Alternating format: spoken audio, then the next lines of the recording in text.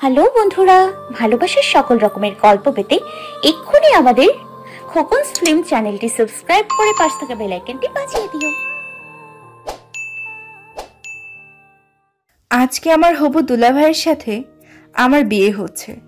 শুনতে খুব অবাক লাগলেও এইটাই ঘটছে আমার সাথে। আমার যার সাথে আজকে বিয়ে হতে যাচ্ছে তার সাথে আজকে আমার বড় বোনের বিয়ে হওয়ার কথা ছিল। আমার বড় বোনের নাম অর্পা। ও আমার আপন বোন না, তবে চাচাতো বোন। আমাদের চাচাদের মধ্যে আমি আর অর্পা আপুই বড় আর বিবাহযোগ্য। অর্পা আপু আমার 2 বছরের বড়, দেখতে হুড়পড়ির মতো সুন্দর। তার রূপের কাছে সবকিছু হার মানবে। আর অর্পা আপু যার সাথে বিয়ে হবার কথা ছিল তিনি শুধু অর্পা আপুকে তার রূপে মুগ্ধ হয়ে বিয়ে করতেছে। শুনেছি লোকটার নাকি মস্ত বড় ব্যবসা আছে। ওই লোকটার আর্থিক অবস্থার তুলনায় আমাদের আর্থিক অবস্থা এতটা মানানসই না। আমরা মধ্যবিত্ত পরিবারের মেয়ে আর উনি অনেক বড় পরিবারের ছেলে। আপুকে যেদিন উনি দেখতে এসেছিল আমি সেদিন জানালা দিয়ে হালকা উকি দিয়ে ওনাকে দেখেছিলাম। সত্যি লোকটাও অনেক সুন্দর আর হ্যান্ডসামও ছিল। আর লোকটা আপুকে দেখে প্রথম দেখায় পছন্দ করে ফেলল। পছন্দ হওয়ার সাথে সাথে খুবই হই হই রই রই করে আপুর বিয়ের দিনক্ষণ নির্ধারণ করা হলো। আমরা সবাই খুব খুশি ছিলাম আপুর এত বড় ঘরে বিয়ে হবে দেখে, তাই সবাই খুব মজা করছিলাম। আমি নিজেও খুব মজা করতে লাগলাম। সামনের সপ্তাহে আপুর সাথে অরণ্যের বিয়ে। ওহো, আমাদের তো ওই লোকটার সাথে পরিচয় করিয়ে দেওয়াই হলো না আপনাদের। ওই লোকটার নাম অরণ্য, বয়স 28।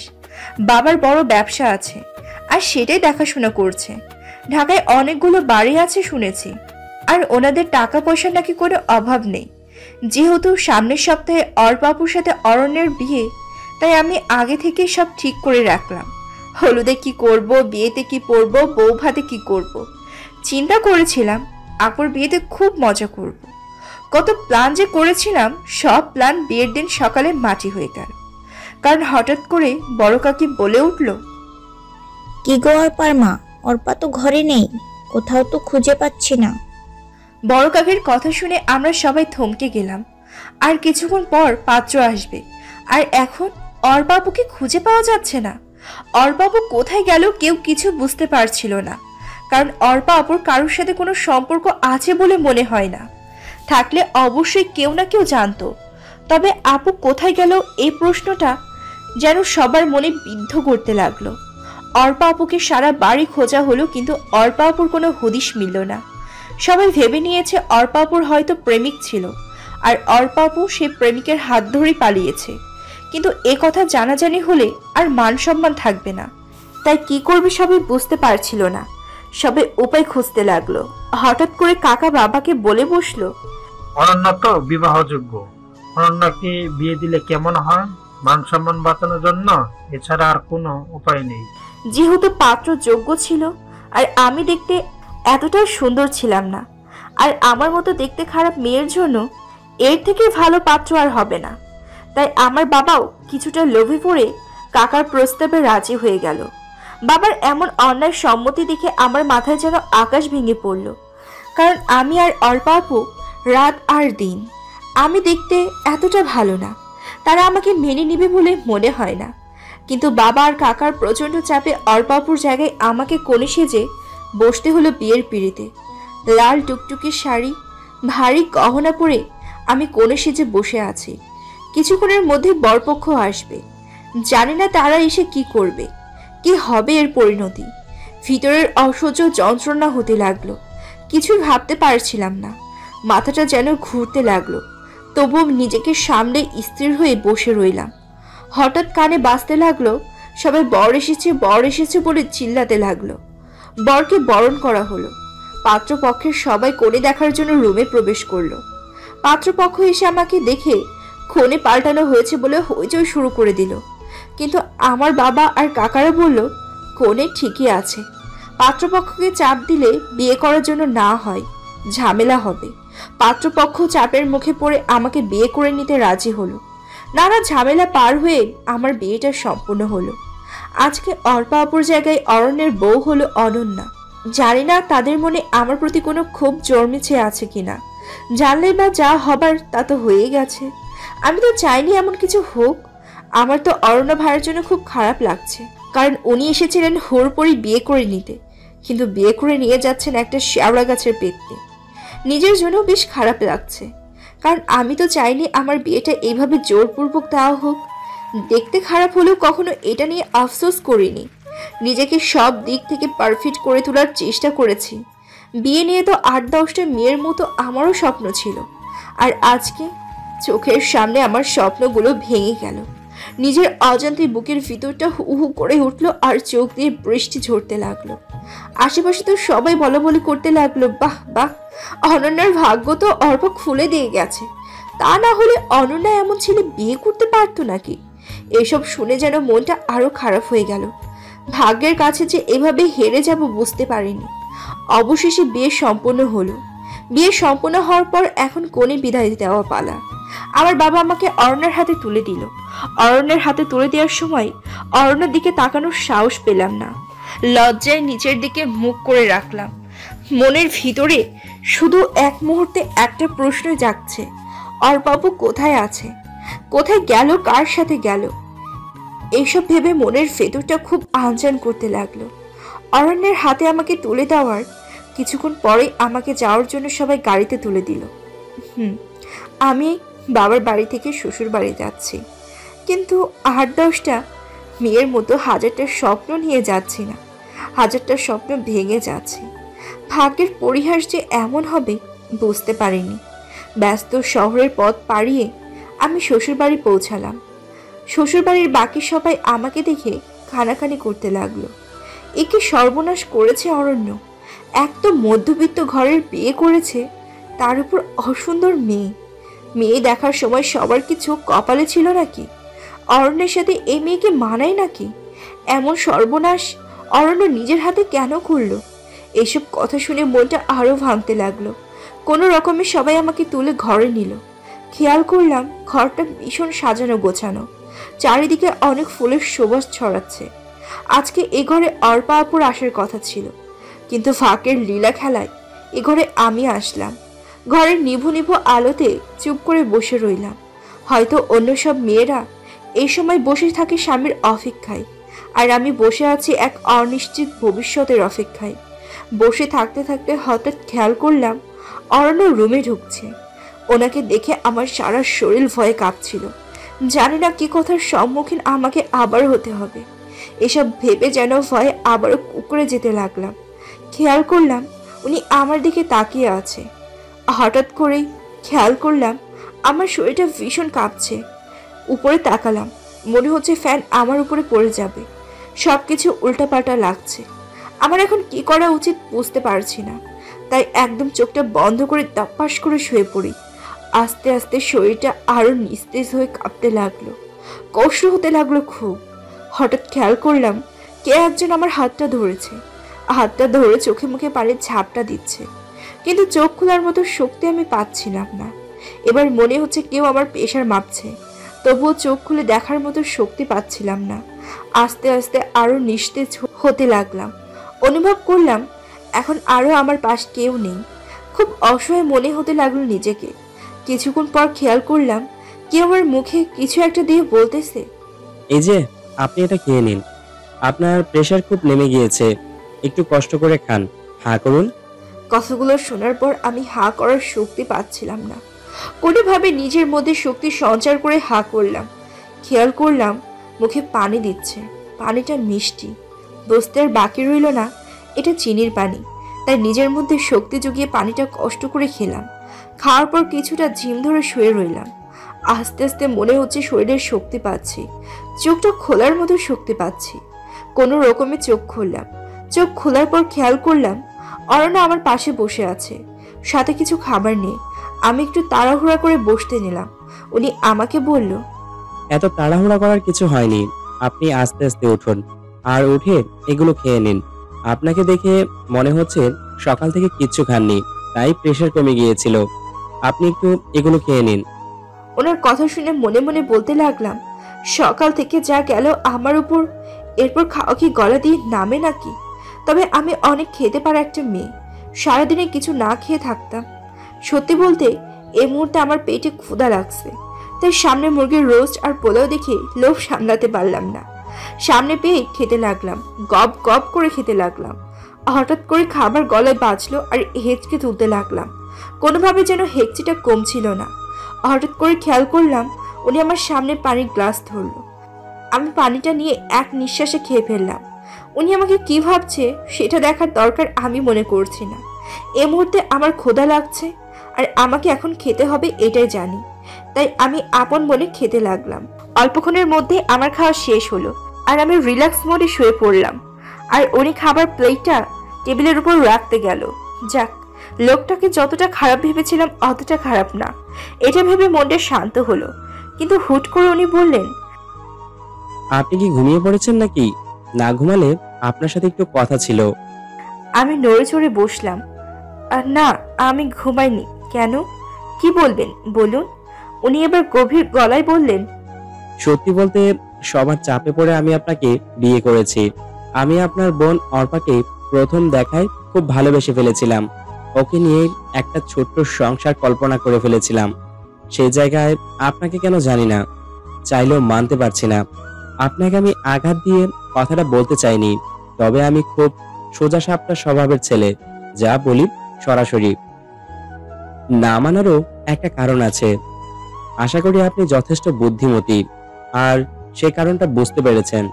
ওনার কথা শুনে কেন জানি না তেমন কোনো খারাপ লাগলো না। কারণটা আর কি হবে, কারণটা তো এটাই হবে, আপু সুন্দর, আমি অসুন্দর। আমি তো আগেই বুঝেছিলাম।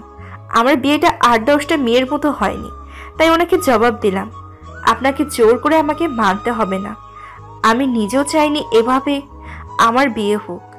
বিয়ের দিন সকালে অর্পাপুকে কোথাও পাওয়া যাচ্ছিল না, কোথায় গিয়েছে কেউ বলতে পারলো না। আর আপুর কোনো রিলেশন ছিল এটাও কারো জানা নেই। এই মুহূর্তে কি করবে কেউ বুঝতে পারছিল না। আর ওই বাড়িতে আমি ছাড়া আর কোনো মেয়ে বিবাহযোগ্য ছিল না, তাই সবার জড়াজড়িতে রাজি না হয়ে পারলাম না। আমি জানি অর্পাবুর তুলনায় আমি কিছুই না। অর্পাবু অনেক সুন্দর আর আমি অসুন্দর, কিন্তু এটা নিয়ে আমার কখনো আফসোস হয়নি। আমি সবসময় নিজেকে পারফেক্টভাবে গড়ে তোলার চেষ্টা করেছি, কিন্তু ভাগ্যের কাছে এভাবে হেরে যাব বুঝতে পারিনি। আপনি চিন্তা করবেন না, আমি কখনো জোর করে কিছু করব না। সময়টা একটু পার হতে দিন। আপনি চাইলে আমি নিজেই আপনাকে ডিভোর্স দিয়ে দিব। আমার কথাগুলো শুনে উনি বেশ চমকে গেলেন। উনি হয়তো আশা করেননি আমি এমন কিছু বলবো। কিছুক্ষণ স্তব্ধ থেকে উনি উত্তর দিলেন, সে যাই হোক, সময়ের সব বলে দিবে। আপাতত আমি আপনাকে মেনে নিতে পারবো না। আপনি এই বাড়িতে এসেছেন মেহমান হিসেবে, আপনার যেন কোনো সমস্যা না হয় আমি সেই বিষয়টা খেয়াল রাখবো।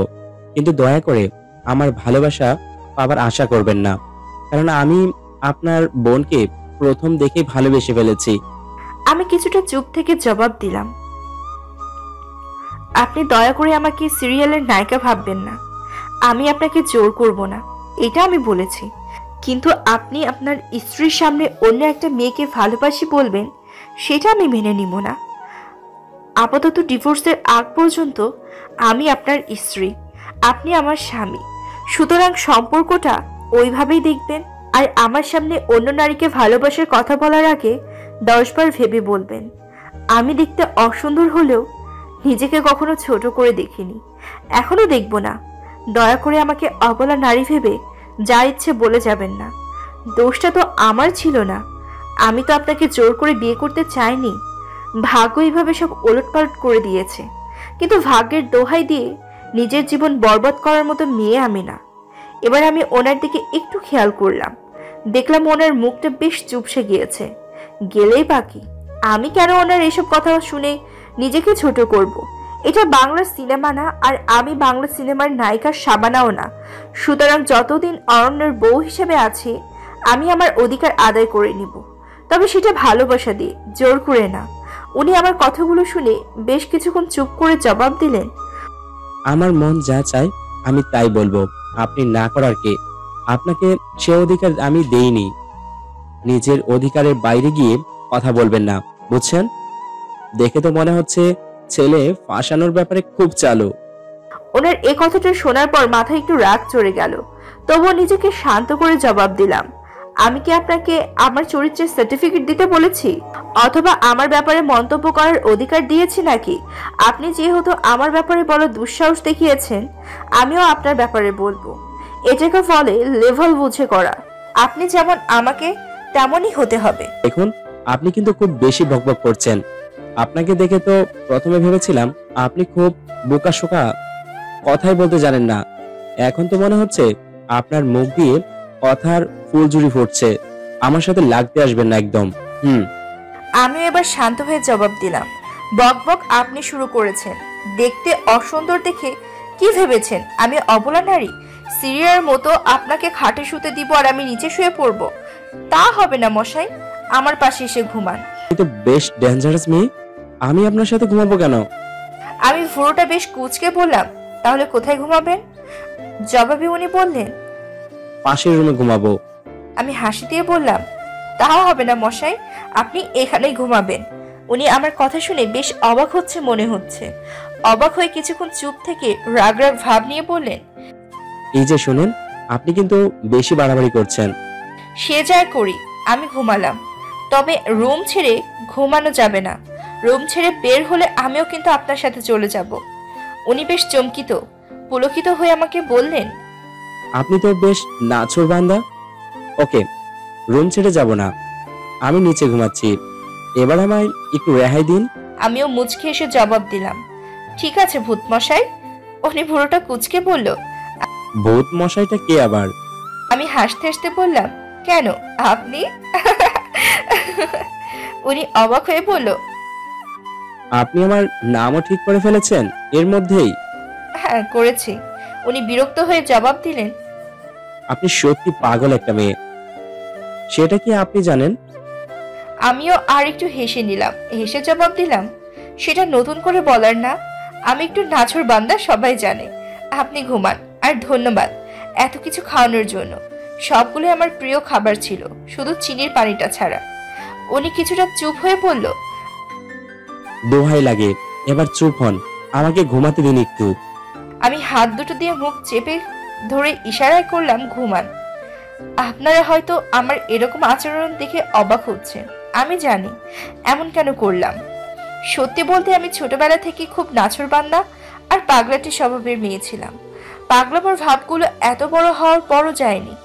এই যে অরণ্যের সাথে সবেমাত্র শুরু করেছি, এরপর যে কত কি হবে কে জানে। আস্তে আস্তে সব বলবো। যাই হোক, সেদিনের মতো আমি ঘুমিয়ে পড়লাম। পরের দিন সকালে উঠে আমি খেয়াল করলাম উনি নাক ডেকে ঘুমাচ্ছেন। এমনভাবে নাক ডাকছে মনে হচ্ছে চারিদিকে ভূমিকম্প হচ্ছে। আমি কি করব কিছু বুঝতে না পারে এক গ্লাস পানি দিয়ে ওনার নাক বরাবর ঢেলে দিলাম। ফুটমশাই খপ করে উঠে বসে বলতে শুরু করলেন, কি হলো, কি হলো? আপনি এভাবে পানি দিলেন কেন? মাথায় সব তার কি ছিঁড়ে গেছে নাকি আপনার? আমি এবার হাসতে হাসতে বললাম, মাথা তো আমার ঠিকই আছে। বলি কি, এভাবে যে নাক ডাকছেন মনে তো হচ্ছে 7 মাত্রার ভূমিকম্প হচ্ছে। খেয়াল করলাম উনি বেশ রেগে গিয়েছেন আমার কথাটা শুনে। কিছুক্ষণ দম ধরে বসে থেকে আমাকে বললেন, দেখেন, এসব মজা আমার একদম পছন্দ না, আর এমন করবেন না। আপনি খুব বেশি করতেছেন। কালকে থেকে একের পর এক কাহিনী করে জ্বালাচ্ছেন আমায়। শেষমেশ আমি কোন পাগলের পাল্লায় পড়লাম? আল্লাহ, আমায় রেহাই দাও। আমি ভুরু কুচকে বললাম, হয়েছে হয়েছে, এত কষ্ট পেতে হবে না। আমি আপনাকে এখনো তেমন কিছু করিনি, এত হতাশ হওয়ার মতো কিছু হয়নি। এখন আমাকে একটু সবার সাথে পরিচয় করিয়ে দেন তো, আমি তো এবার সাথে কাউকেই চিনি না। ভূতমশাই রাগ রাগ গলায় বললেন, কারোর সাথে পরিচয় হওয়ার দরকার নেই। বাসায় অনেক মেহমান, আপনার বের হওয়ার দরকার নেই, ঘরে বসে থাকুন। উনি আরো কিছু বলতে যাবেন, ঠিক এই মুহূর্তে দরজায় কেউ নক করে বলতেছে, অরণ্য, দরজাটা খোল, বউ নিয়ে নিচে বসার রুমে আয়, সবাই বউ দেখার জন্য অপেক্ষা করছে। উনি আমার সাথে কোনোরূপ কথা না বাড়িয়ে ওই মহিলাকে জবাব দিলেন, ফ্রেশ হয়ে আসতেছি, তুমি যাও। আচ্ছা, গেলাম আমি। উনি উঠতে যাবে, ঠিক এই মুহূর্তে ওনার পাশে বসে ওনাকে বললাম, আচ্ছা আপনার বাসায় কে কে আছে বলুন না। এবার উনি রেগে গিয়ে বললেন, আপনার এত কিছু জানতে হবে না, বললাম তো অতিথি হয়ে এসেছেন, আর সময় মতো ঠিক চলে যাবেন, এটা মাথায় রাখুন। বাসায় কে আছে এটা জেনে আপনার কি হবে? ওনার কথাগুলো শুনে গা যেন জ্বলে যায়। কিন্তু আমিও নাছোড়বান্দা, যতক্ষণ পর্যন্ত বলবে না ততক্ষণ পর্যন্ত উঠতে দিব না। আমি বললাম, আপনি না বললে আমি কিন্তু আপনাকে উঠতে দিব না। আগে বলেন কে কে আছে। আপনি তো সত্যি অনেক নাছোড়বান্দা। বলবো না কে কে আছে, কি করবেন? আপনি একরোখা হলেও আমি আপনার থেকে বেশি একরোখা। আমি কিছুই বলবো না। আমি গলায় একটা কাশি তুলে বললাম, ওকে বলতে হবে না, যান ওয়াশরুমে। উনিও আমার এমন হার মানা দেখে খুশি হলো, কিন্তু যখন ওয়াশরুমে যেতে নিল আমি আমার পাটা বাড়িয়ে দিলাম। আমার পায়ের উপর ওনার পা লেগে উনি হোঁচট খেয়ে পড়লো আর চিল্লিয়ে বললেন, আপনি ইচ্ছে করে এমন করছেন তাই তো? ইচ্ছে করে এমন করলেন কেন বলেন? আমি মুচকি মুচকি হেসে বললাম, কোথায়, আমি তো কিছু করিনি। আপনি বলেননি তাই শাস্তি পাচ্ছেন। যদি এবারও না বলেন তাহলে আরো অনেক কিছু আপনার জন্য অপেক্ষা করছে। এবার ভেবে দেখুন কি করবেন।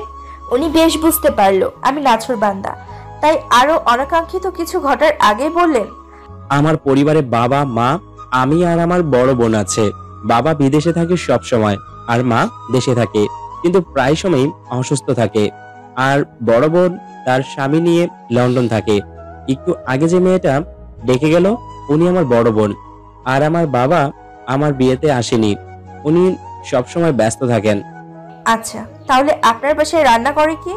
উনি রাগ হয়ে বললেন, এটাও কি আপনার জানতে হবে? এবার আমি ভাব ভাঙা মুখ নিয়ে বললাম, হ্যাঁ ভূত মশাই জানতে হবে। উনি কিছুটা মুখ বাঁকিয়ে উত্তর দিলেন, বাবুর্চি রান্না করে। এবার আমাকে ওয়াশরুমে যেতে দিন। আপনিও রেডি হন, বসার রুমে সবাই অপেক্ষা করছে। পারলে একটু ভালো করে সেজে গুজে যাবেন, না হয় মান সম্মান আর থাকবে না। বিয়ে তো করেছেন ফাঁসিয়ে, সেটা তো আর কেউ বুঝবে না। সুতরাং একটু গুছিয়ে যাবেন নিচে। পরের সময় আর সুযোগ মতে আলাদা হয়ে যাব আমরা। আশা করি বুঝতে পারছেন। কথাটা শুনে বুকের ভিতরটা কাঁপতে লাগলো। যতই হোক উনি আমার স্বামী হয়, কোনো মেয়েই চাইবে না সে ডিভোর্সি হোক। খারাপ লাগাও নিজেকে বেশ সামলে ভূতমশাকে জবাব দিলাম, আমি ওইসব ময়দা মেখে নিচে যেতে পারবো না। আমি যেমন যেরকম যাব ওই রকমই যাব। কে কি বললো তাতে আমার কোনো যায় আসে না। ময়দা মেখে নিজেকে বাহ্যিক সৌন্দর্য বাড়ানোর কোনো ইচ্ছা আমার নেই। আশা করি বুঝতে পারছেন। উনি এতক্ষণে বেশ ভালোভাবেই বুঝতে পেরেছেন যে আমি নাছোড়বান্দা, তাই উনি শুধু বললেন, আপনার যা ইচ্ছে করুন, আমাকে বলতে আসবেন না। যেভাবে ইচ্ছে ওইভাবে নিচে যান, আমার তাতে কিচ্ছু যায় আসে না। কথাগুলো বলে ওয়াশরুমে ঢুকে গেল।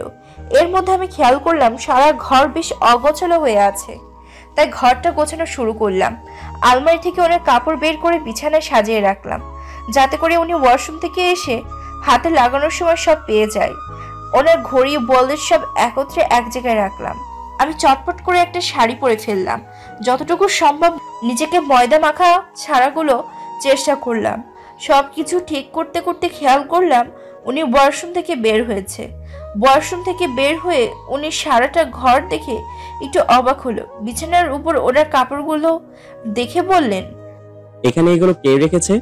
ঘরটা এত তাড়াতাড়ি এত পরিপাটি করে কে গুছিয়ে দিয়ে গেল? আমি লাজুক স্বরে জবাব দিলাম, এসব কিছু আমি করেছি। আমার কথাটা শুনে ওনার মুখটা যেন আবারও চুপসে গেল। ওনার চুপসানো মুখটা দেখে পুনরায় আলোর চপের মতো লাগতেছিল। এত কিছু করতে কেউ তো আপনাকে বলেনি, এত কিছু করতে গেলেন কেন? আমিও বেশ ঝাঁঝালো গলায় জবাব দিলাম, নিজের ঘরে নিজে গুছিয়ে তাতে কি? উনি ভুরুটা কুঁচকে বলল, এটা আপনার ঘর কবে হলো? আমি হাসি মুখে উত্তর দিলাম, কেন, স্বামীর ঘরই তো স্ত্রীর ঘর। বিয়েটা যেভাবেই হোক ডিভোর্সের আগ পর্যন্ত আমি আপনার স্ত্রী আর আপনি আমার স্বামী, সুতরাং ঘর গোছাতে আমি পারবো নিশ্চয়। ভূতমশাই রাগ রাগ গলায় বললেন, আপনি একটু বেশি বকেন। আর আপনাকে এই ড্রেস বের করতে কে বলেছে? আমি তো এটা পরবো না। আমার কাছে এটা ভালোই লাগছে তাই এটা করেছি, পড়লে বেশ খুশি হব। উনি এবার ভীষণ গম্ভীর একটা মোড় নিয়ে জবাব দিলেন, আপনার খুশিতে আমার কি যায় বা আসে? করেছেন তো ফাঁসিয়ে বিয়ে, আবার অধিকার ফলাতে আসতেছেন। লজ্জা হওয়া উচিত আপনার। এই কথাটা শুনে বুকের ভেতর হু হু করে কষ্টের সাইরেন বাজতে লাগলো। চোখের কোণে হালকা মেঘ ও জমতে লাগলো। তবুও নিজেকে অনেক শক্ত করে ওনাকে বললাম, আপনার ইচ্ছা মতো পরে নিন, সমস্যা নেই।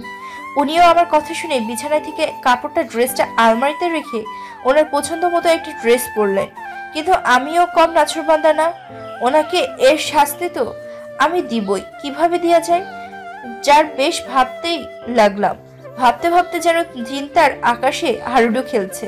ভূতমশাইয়ের তুড়ির শব্দে চিন্তার ঘোর কাটলো। ভূতমশাই তুড়ি বাজাতে বাজাতে বললেন, এই যে আপনি উপরে তাকিয়ে কি দেখছেন? না তেমন কিছু না। কিছু হয়েছে বলুন। আপনি আর কোনোদিন আমার অনুমতি ছাড়া আমার আলমারিতে হাত দিবেন না, বুঝছেন? আমিও কথাটা শুনে বেশ লুটোপুটি খাচ্ছিলাম। লুটোপুটি খেয়ে তুড়ি বাজাতে বাজাতে বললাম, ও হ্যালো, স্বামীর আলমারিয়ায় হাত দিতে অনুমতি লাগে নাকি? আমাকে জ্ঞান দিতে আসবেন না, আমি অন্যায় কিছু করিনি। উনি বেশ বিরক্ত হয়ে আমাকে, আপনি সত্যি পাগল, আপনার মাথার তার মনে হয় সব ঢিলা। আমি আবারও হাসতে হাসতে বললাম, ভূতমশাই একটু ভুল করে বলে ফেলেছেন। উনি ওনার বিরক্ত মাখা মুখ নিয়ে প্রশ্ন, কি ভুল শুনি? আমি হাসি দিয়ে বললাম, আমার মাথার তার ঢিলা না, আমার মাথার তার সব ছেঁড়া। এবার খেয়াল করলাম ওনার মুখের বিরক্তর মাত্রাটা বেশ বৃদ্ধি পেয়েছে। বিরক্ত মাখা মুখ নিয়ে বললেন, দোহাই লাগে, হাত জোর করি, আপনি আপনার বকবকানিটা একটু থামান। এবার বসার রুমে চলুন, একটু আমাকে মুক্তি দিন। আমিও আমার শাড়ির আঁচল নাড়তে নাড়তে বললাম, চলুন। এরপর দুজন নিচে গেলাম। নিচে যাওয়ার পর খেয়াল করলাম সবাই আমার দিকে কেমন ভাবে যেন তাকাচ্ছে, আর আমাকে দেখে বলছে, অরণ্যে কি কপালে চোখ ছিল নাকি? এমন একটা মেয়েকে বউ করে নিয়ে আনলি, তার উপর একটা মেয়ের পরিবারও বেশি দিন ধনী কিনা তা দেখে মেয়ে বিয়ে করে আনলো। আল্লাহ জানে। একের পর এক সব কথা শুনে আমার মনটা ভীষণ খারাপ হতে লাগলো। সবাই শুধু আমার বাহ্যিক সৌন্দর্যটাকে দেখলো, আমার ভেতরটা বোঝার চেষ্টা করলো না। ভেতরের মানুষটা কেমন আমি সেটা একবারও কেউ যাচাই করলো না। হুট করে খেয়াল করলাম আমার শাশুড়ি মা এসেছেন। সবাই শাশুড়ি মাকে দেখে চুপ হয়ে গেল। শাশুড়ি মা এসে আমাকে দেখে বললেন, আমার শাশুড়ি মা আমাকে এসে দেখে বললেন, তোমার নাম কি মা? আমি চট করে ওনাকে সালাম করে উত্তর দিলাম, আমি অনন্যা। উনি হাসি মুখে বললেন, বাহ, খুব সুন্দর নাম। আমি মাকে বললাম, মা আপনি এদিকে এসে বসুন। মা আপনি এ অসুস্থ শরীর নিয়ে কষ্ট করে এখানে আসলেন কেন? শুনেছি আপনাকে নাকি ডাক্তার বেড রেস্ট দিয়েছে। এই শরীর নিয়ে এখানে কষ্ট করে আসার কি দরকার ছিল? আপনি বললে আমি আপনার রুমে চলে যেতাম। আমি আপনার রুমটা চিনলে সকালে উঠেই চলে যেতাম, কিন্তু আপনার রুমটা চিনি না। আর এ বাড়িতে নতুন তো, তাই কিছু চিনতে পারিনি। চিনলে আমি চলে যেতাম। মা কষ্ট হয়নি তো আসতে? উনি একরাশ হাসি দিয়ে বললেন, আমার মাটা দেখি অনেক সুন্দর করে কথা বলে। আমার মাটা দেখতে যেমন রূপবতী তেমন গুণবতীও।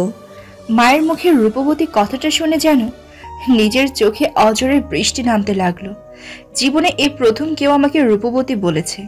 নিজেকে সামলাতে অনেক চেষ্টা করলাম, কিন্তু জানি না কেন আবেগটা সামলাতে পারছিলাম না।